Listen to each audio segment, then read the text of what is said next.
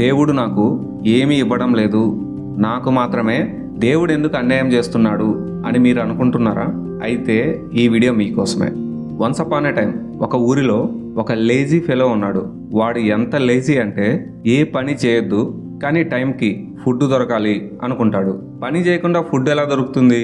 అందుకోసం మనోడు దొంగతనాలు చేయడం అలవాటు చేసుకున్నాడు. ఒకరోజు అతను ఒక యాపిల్ తోటలో దొంగతనం చేద్దామని నిర్ణయించుకున్నాడు. తోటలో ఎవరూ లేని టైం చూసుకొని యాపిల్స్ దొంగతనం చేయడం మొదలుపెట్టాడు. ఆ సమయంలో అనుకోకుండా ఆ తోట యజమాని వచ్చాడు. ఇంకేముంది, వీడిని చూసి కర్ర తీసుకొని కొట్టడానికి వెంటపడ్డాడు. ఈ దొంగోడు అక్కడి నుంచి తప్పించుకొని పరుగెత్తడం మొదలుపెట్టాడు. అలా చాలా దూరం పరిగెత్తి ఒక అడవి ప్రాంతానికి వచ్చాడు. అక్కడ ఈ దొంగకి ఒక నక్క కనిపిస్తుంది. దానికి 2 కాళ్ళు లేవు. అది చూసిన దొంగకి ఈ నక్కకి తిండి ఎలా దొరుకుతుందా అని ఒక ఆశ్చర్యం వస్తుంది. వెంటనే నక్క దగ్గరికి వెళ్ళి అడగాలనుకుంటాడు. దాని దగ్గరికి వెళ్తుంటే దూరంగా అక్కడి నుంచి ఒక సింహం కనిపిస్తుంది. దాన్ని చూసిన దొంగ ఒక చెట్టు చాటును దాక్కుంటాడు. ఆ సింహం నేరుగా నక్క దగ్గరికి వస్తుంది. దాని నోటిలో ఒక మాంసం ముక్క ఉంది. ఆ సింహం ఆ మాంసాన్ని నక్కకిచ్చి వెళ్ళిపోతుంది. అది చూసిన దొంగ, దేవుడి ప్లాన్ ఎలా ఉందో చూడు, దేవుడు సూపర్, ఇలా పని చేయని వాళ్ళ కోసం దేవుడు వేరేలా ప్లాన్ చేస్తాడు, నేనే అనవసరంగా దొంగతనాలు చేస్తూ ఇంతలా కష్టపడుతున్నా, ఇక నుంచి నేను కూడా ఆ నక్కలాగే ఒక చెట్టు కింద కూర్చుంటా, నాకు కూడా ఎవరో ఒకళ్ళు ఫుడ్ తీసుకొని వస్తారు అనుకొని అక్కడి నుంచి వెళ్ళి ఒక చెట్టు కింద కూర్చుంటాడు. ఒకరోజు అయిపోతుంది, ఎవరూ రారు. 2వ రోజు కూడా అయిపోతుంది, అయినా ఎవరూ రాలేదు. ఇక ఆకలికి ఉండలేక అడవిలో ఉన్న పండ్ల కోసం వెతికి కొన్ని పండ్లు తెచ్చుకొని తింటాడు.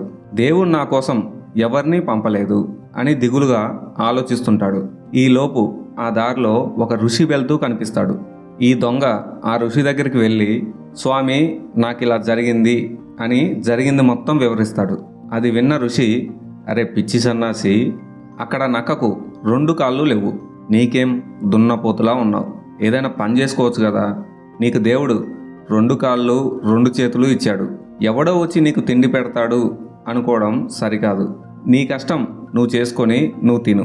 అసలు దేవుడు నీకు రాసిన రాత ఏంటంటే సింహంలా బతకమని, నువ్వేమో నక్కలా బతకాలనుకుంటున్నావు, అది నీ కర్మ, దానికి దేవుడేం చేస్తాడు, అసలు నువ్వు ఎంచుకున్న దారే తప్పు అని చెప్పి అక్కడి నుంచి ఆ ఋషి వెళ్ళిపోతాడు. ఈ కథలో నీతి ఏంటంటే మనలో కూడా చాలామంది నేనెంతో కష్టపడుతున్నా కానీ నాకు దేవుడేం చేయడం లేదు అనుకుంటారు. కష్టం అనేది ఈ కథలో సింహంలా వేటాడి తను తిని ఇంకొకరికి తిండి పెట్టడం, లేదా ఈ దొంగల ఏ పని చేయకుండా తిండి కావాలనుకోవడమా, అది మీరే నిర్ణయించుకోండి. ప్రజెంట్ యూత్ ఈ దొంగలాగే ఉన్నారు. ఈజీ మనీ అంటూ బెట్టింగ్ యాప్స్ వాళ్ళలో పడుతున్నారు. నెల మొత్తం పనిచేయడం అనేది ఎవ్వరికీ నచ్చడం లేదు. కానీ ఏం చేయాలి? ఏదైనా బిజినెస్ చూసుకోవడమో లేదా ఈ సోషల్ మీడియాని వాడుకొని మనీ ఎర్న్ చేసుకోవడమో ఏదో ఒకటి ట్రై చేయాలి. అంతేకాని వెంటనే ఈజీ మనీ అంటూ అడిక్ట్ అయ్యి పక్కదారులు పడడం ఏంటి? లైఫ్లో ఒకటే గుర్తుపెట్టుకో, నీ కష్టం ఇంకొకటికి మనీ తెచ్చిపెట్టాలి, లేదా నీ కష్టం వలన నీకన్నా లాభం ఉండాలి. ఈ 2 జరగకుండా నువ్వు కష్టపడుతున్నావు అంటే నువ్వు లైఫ్లో ఎప్పటికీ ముందుకెళ్ళలేవు.